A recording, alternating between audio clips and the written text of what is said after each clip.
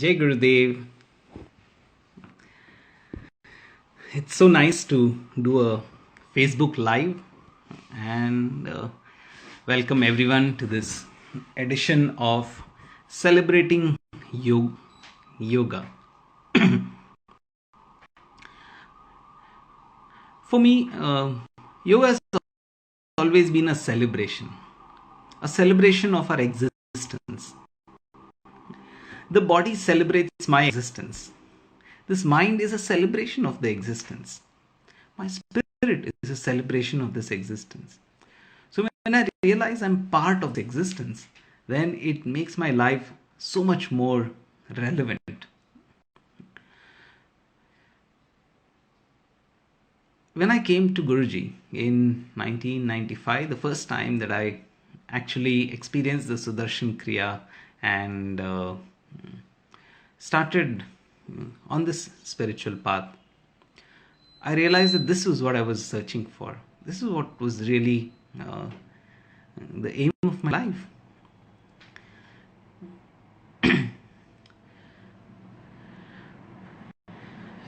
Yoga was possibly, in my opinion, before I did the art of living, an exercise, a path to achieve maybe physical fitness or something more than that. But starting meditating, starting being with Gurudev, doing yoga, it transformed my life. So let's start at the beginning. When I came to the ashram, I was a student at IIT Bombay. I did my master's in chemical engineering, and the first time I came to the ashram, it simply blew my mind away. I realized that there was a way to exist as a yogi.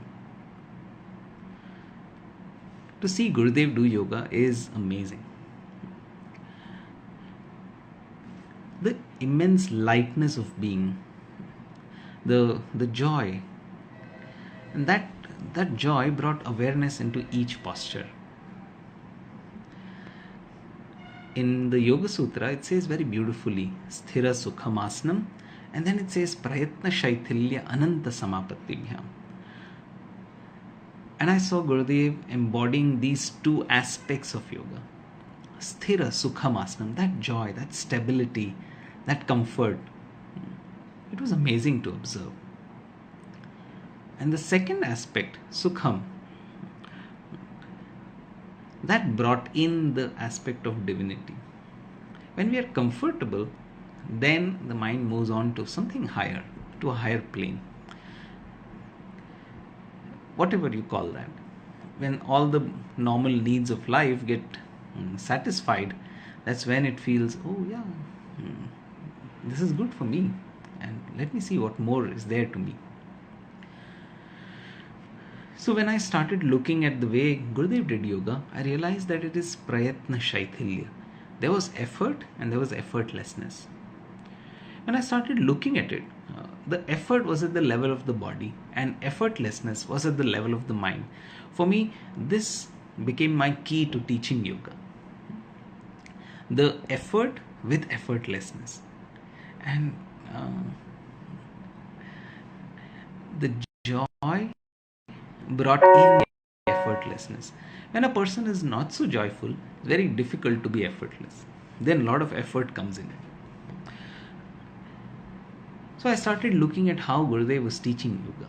Whenever he would take a asana session, he would come up with brilliant ways of moving the body and looking at how there could be fun and knowledge in all the asanas. So for example, while pushing the wall, he would do this asana and he would say, you're pushing an imaginary wall that doesn't exist. This is what we do in our life.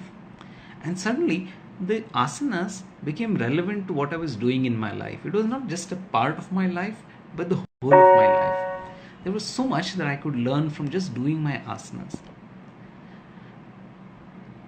For example, in some of the meditations, Guruji would say, keep your eyes half open, neither outside nor inside. And I I realized, oh yeah, there is a way of for me to, whenever I'm working, whenever I'm doing everything that I'm doing, there is still a way for me to be centered, to be within. And that brought a whole sea change in the way I was living my life. So I realized that the practice of yoga affects not only at a physical level, but the rest of my life too. And that made me look at yoga in a different way.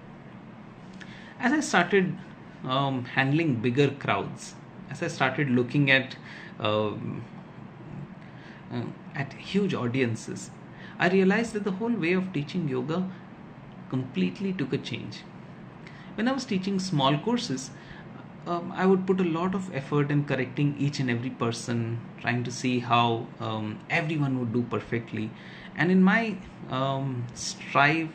striving to achieve that perfection at individual levels, I would suddenly mm, start ignoring the whole group.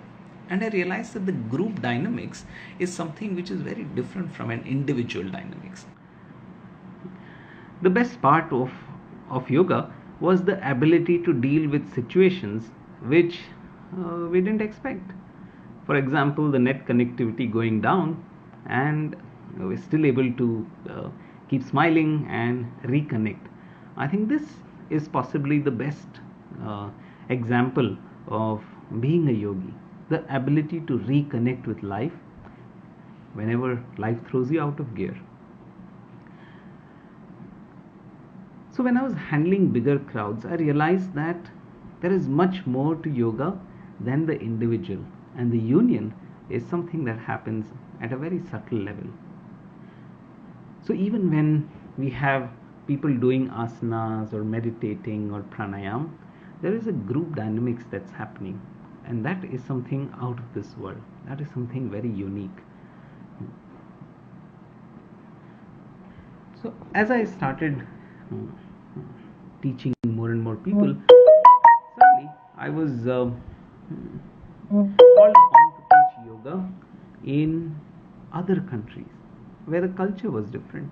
And suddenly, my instructions, my way of uh, creating the joy, creating fun in the sessions, I realized I needed to put in much more effort, trying to get to learn my audience, trying to get to connect with an audience.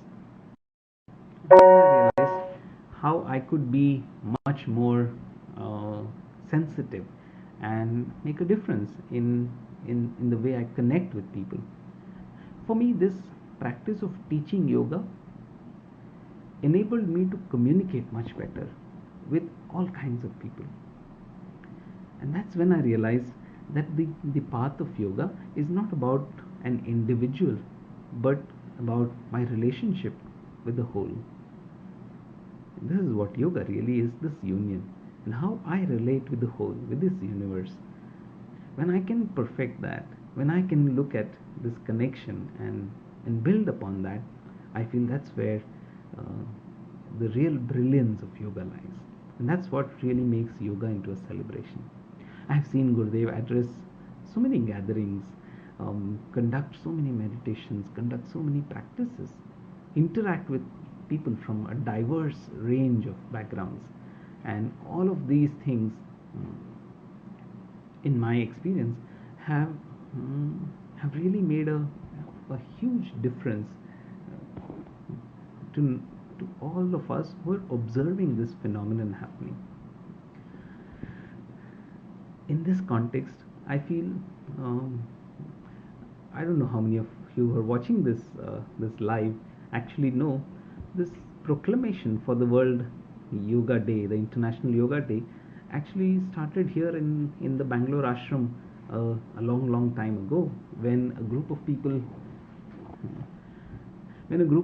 came here, and many stalwarts from the field of yoga, including B.K. Iyengar ji, and of course Sri was here, and the saints together, the yogis together, made a proclamation to declare June 21st as the International Yoga Day.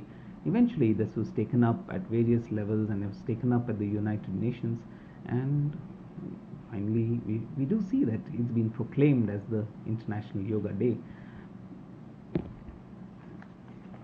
Okay, there are some questions from the tell about group dynamics. So group dynamics, Vishnu is asking. Every group has a dynamic, and Indra is supposed to be the representation of the collective consciousness, the the group dynamic. The group itself has a life as an entity of its own. It has a certain characteristic of its own.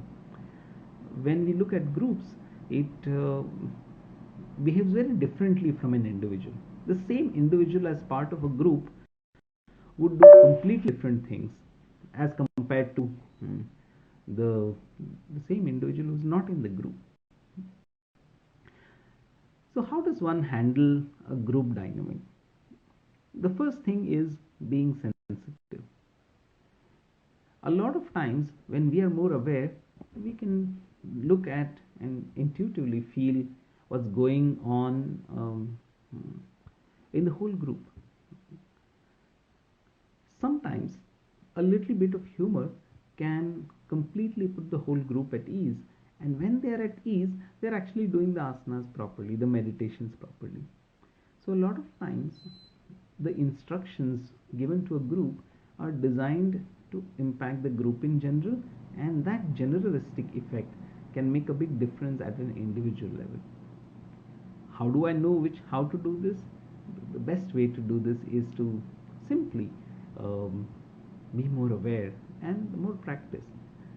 So if you look at the Yoga Sutras of Patanjali, it gives you a very nice clue how to do this. Patanjali says that abhyasa vairagyabhyam tannirodha. How do I achieve this state of yoga, this union with the universal consciousness?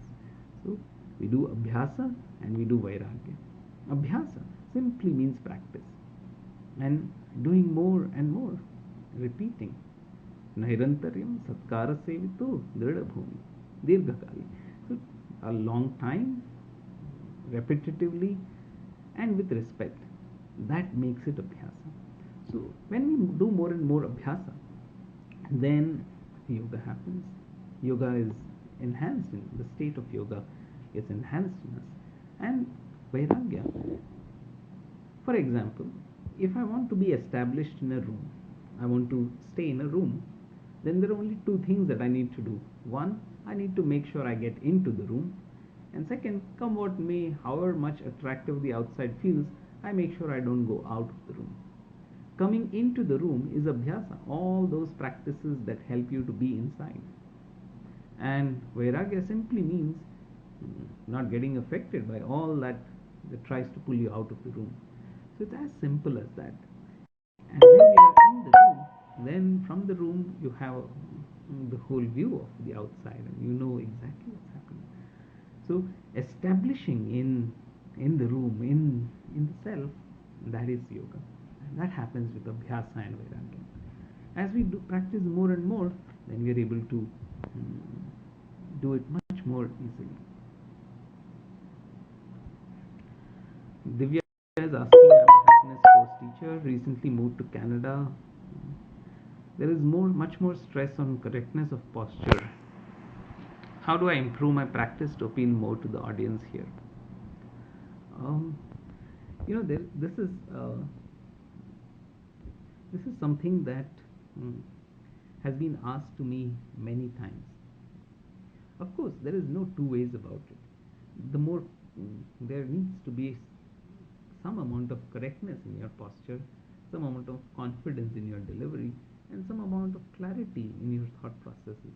That all these three together really help us to be more effective in our appeal to the audience.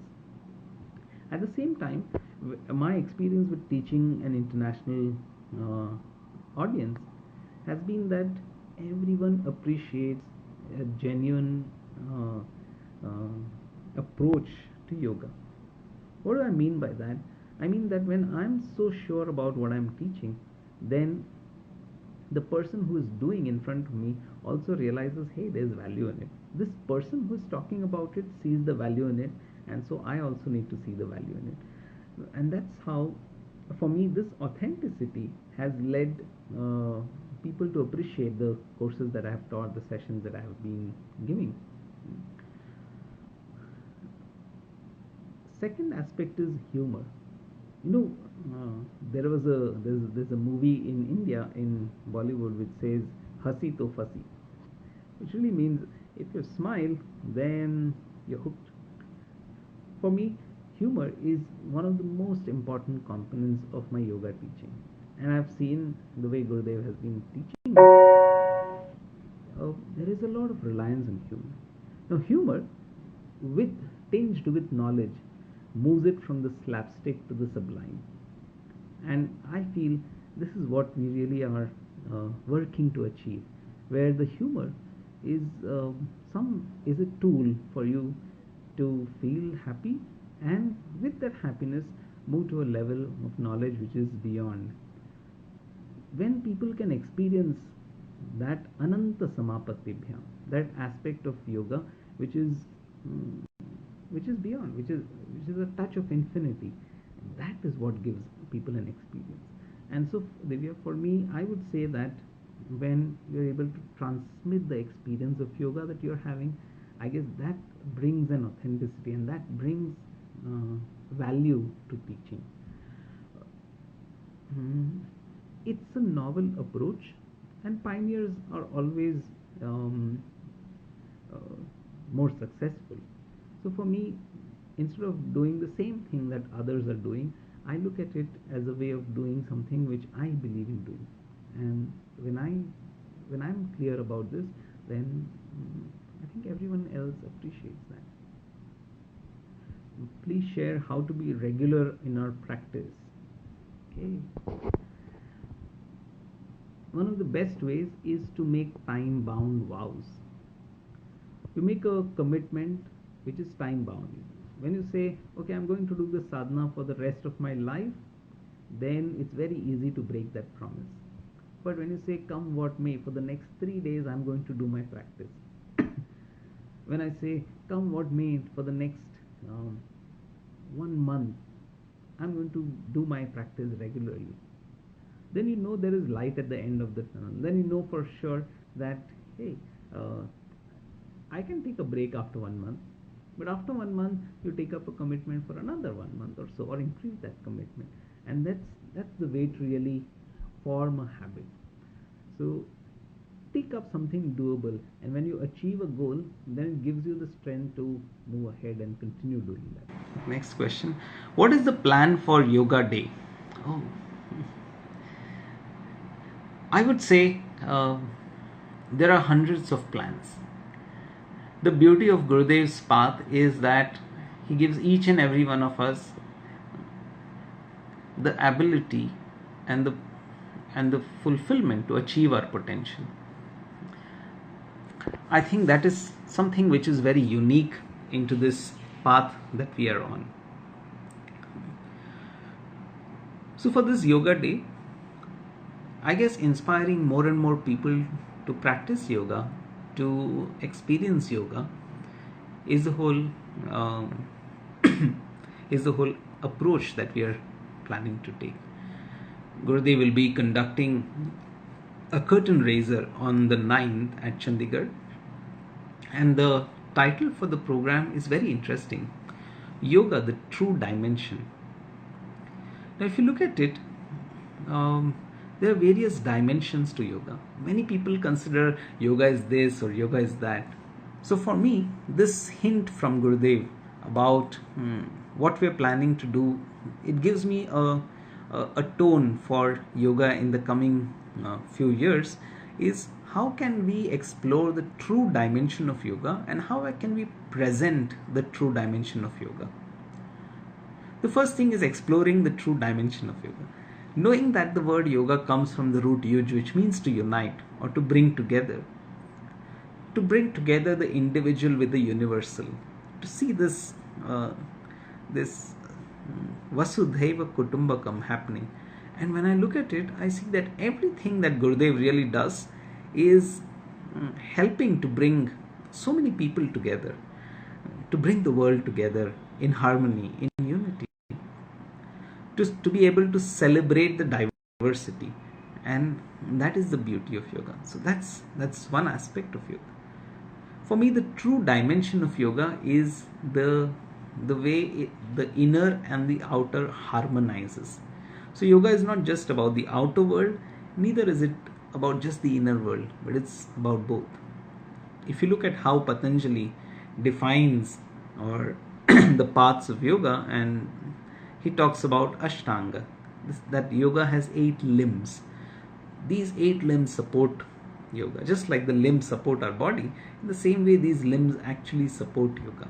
And when you look at these limbs, yama, or how do I live with society, niyama, how do I live with myself, asana, how do I live with this body, pranayama, how do I live with this breath, pratyahara, how do I live with this mind, dharana, how do I hold this attention somewhere, dhyana, how do I meditate, and samadhi, how do I look at this profound state of existence that I am.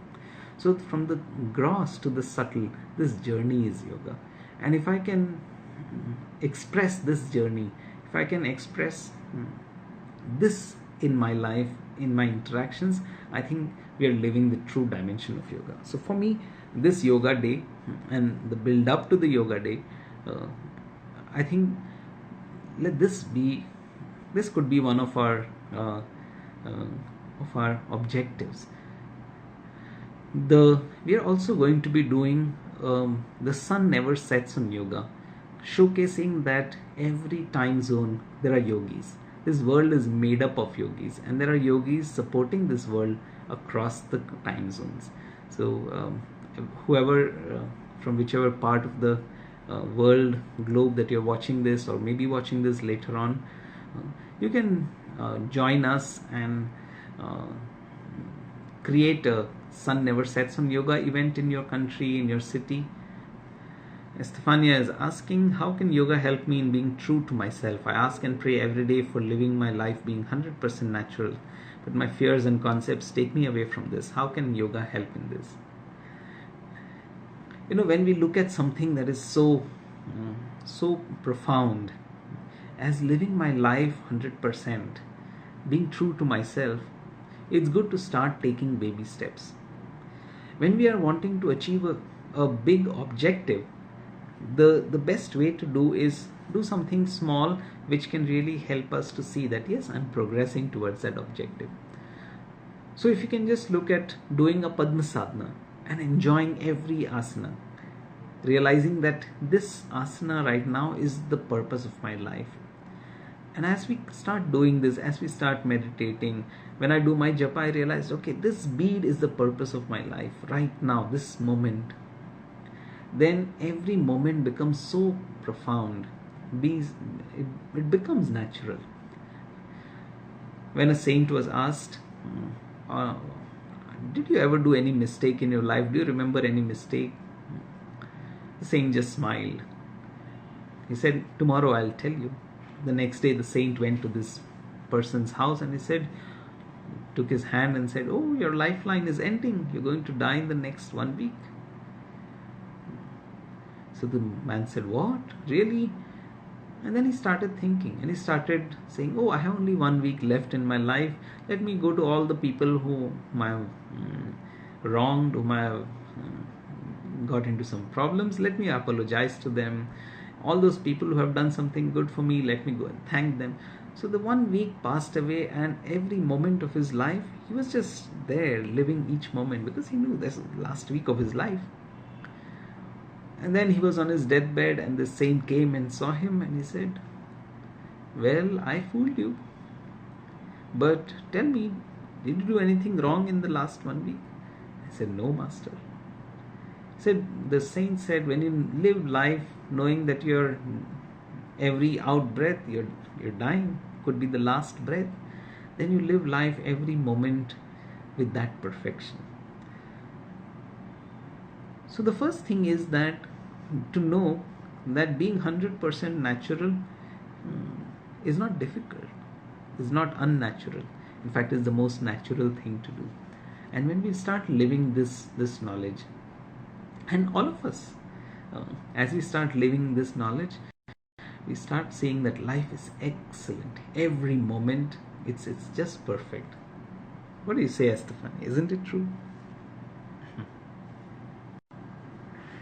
Okay, some more questions coming in. How can Guruji be smiling all the time? I guess that is something that you should ask him. Every moment that that I have seen, experienced being with Gurudev, I've seen the joy of his being shine through. There, you can see him.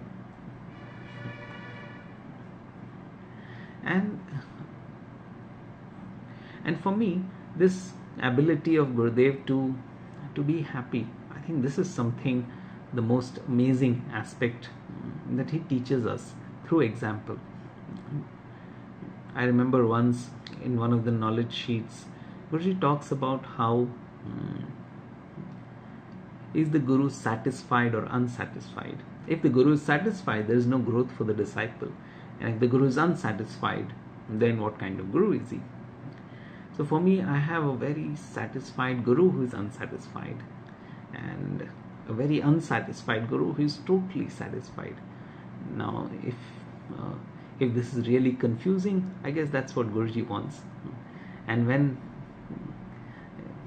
I remember him saying once that through this, when the mind, the concepts are shattered, then something new can come out. So for me, every moment of my life, he's made it so new, and I really feel this is what yoga has brought to, what he has brought to my yoga practice. The ability to see every moment as so new, so fresh, and it's beautiful.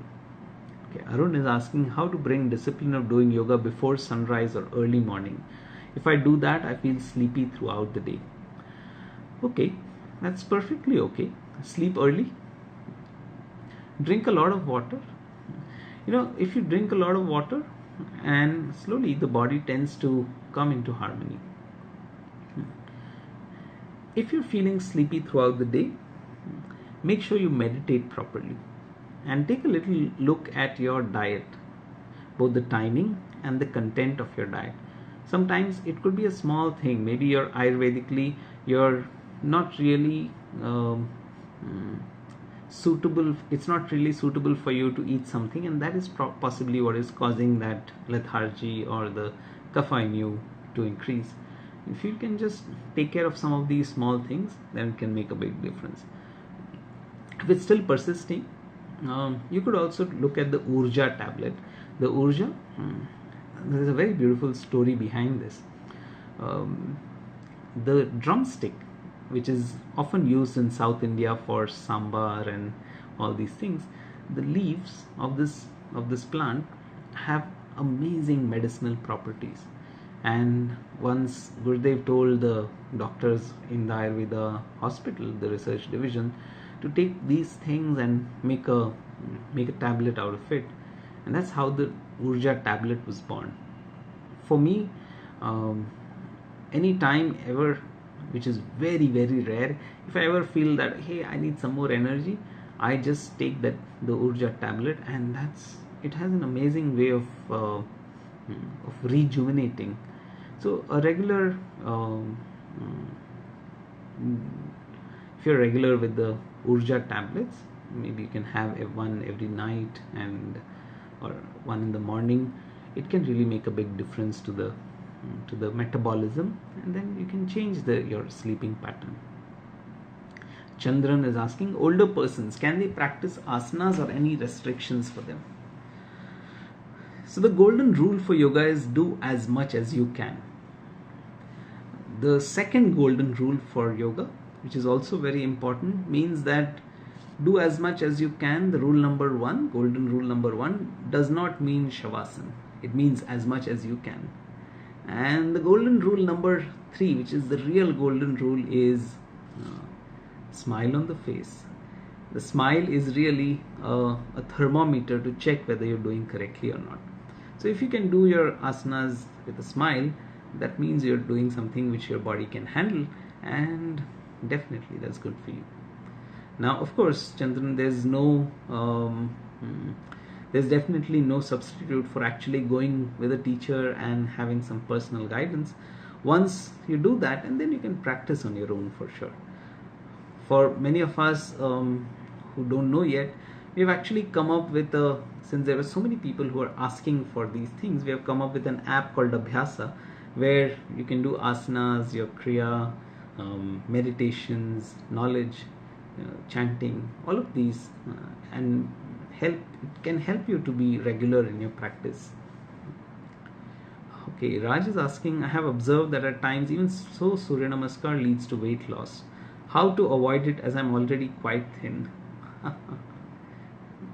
So a lot of times people associate some asanas only with weight loss.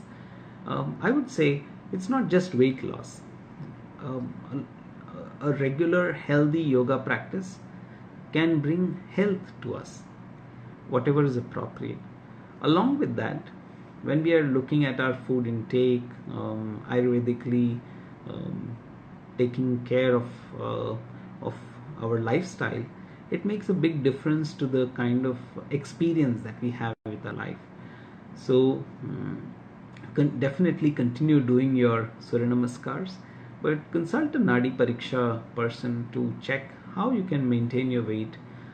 For those who are thin, how to increase. For those who are not so thin, how to become thinner. Varun, other than Hatha Yoga, how can one bring aspect of yoga in every type of activity in life? Well, for me, one of the most foremost scriptures in yoga is the Bhagavad Gita. And the Gita talks about all the different yoga, the ways in which union can happen. And the most practical way of yoga for modern times is what the Art of Living course is all about. So for me, all the course points, all the techniques helps me to live life like a yogi, to be united. And I feel just sometimes the best things in life are the most simplest. Air, which is so absolutely essential for us to live, we take so much for granted. In the same way, the Sudarshan Kriya, the techniques, the knowledge is something that's so essential to life. And that really it brings in the depth to our life. That makes us experience yoga not just on the yoga mat, but off the yoga mat too. I'm reminded of Adi Shankaracharya's famous quote, Kasya sukham na karoti viraga. On this path of vairagya, what sukha, what joy can you not get? Okay, so it's almost 10 o'clock right now. I've heard that 80% toxins get removed through meditation and breathing exercise. Why do we need to take Nadi Pariksha medicines? My family disapproves them. Difficult to convince them. Nadi Pariksha is more like identifying who you are. It's like taking a blood group test. Just knowing your blood group is great. It's good to have it on your license, and based on that you can decide, okay, what the doctor can decide what blood to give you in case of emergencies. So in the same way, when you know your now let me look at it this way. This whole universe is created out of the 5 elements, 5 tattvas. Solid, if you look at what science has to say, matter exists in 3 states: solid, liquid and gas. The same solid, when you heat it, becomes liquid, and when you heat that, it becomes gas. So all this transition happens through Agni or heat, and all of this happens in space or Akasha. So if you look at this whole world, it is made up of, it exists in space, and it is made up of solid, liquid and gaseous states of matter, and heat is the medium for it to transit between these 3 states. The ancient rishis call this the 5 tattvas, which is the Prithvi tattva or the solid, Jala tattva or liquid, Vayu tattva or gas, and all of this moves through Agni tattva or heat, and all of this happens in space, which is Akash tattva. So based on these 5 building blocks of nature, when we look at the whole universe, it's all made up of these 5 building blocks, and so are we. Now, when there is mm, uh, when you look at the universe, at certain point of time certain elements are predominant. For example, when it's winter, then you'll see that it's more of of water and air or coolness that is present. In summer it's more of fire. So if you look at it, whatever is happening in our surroundings, that affects our body. And so when we know what kind of prakriti we are, then it becomes easy to handle these changes in the atmosphere. And that's why going through the Nadi Pariksha, uh, for me, I would say whatever Nadi Pariksha prescribes is not really medicines, but food supplements which will help us to change the the composition, the status of this five building blocks of nature that are there within our system. When we address this, and we can address this in many ways, we can use nadi, the Ayurvedic herbs, we can use asanas, we can use meditation. The Sudarshan Kriya helps to balance all these internal states. So I would say in all these ways these internal states gets balanced. So, and it's great to use all these techniques because they're all so powerful. So, so I would like to end this session, this wonderful session. It was good to be here with all of you, and hope to see you again all very soon. Um, Lots of love and lots of blessings from Gurudev. Uh, we'll have another session soon, and see you all on for Yoga Day and for the Sun Never Sets on Yoga. Jai Gurudev.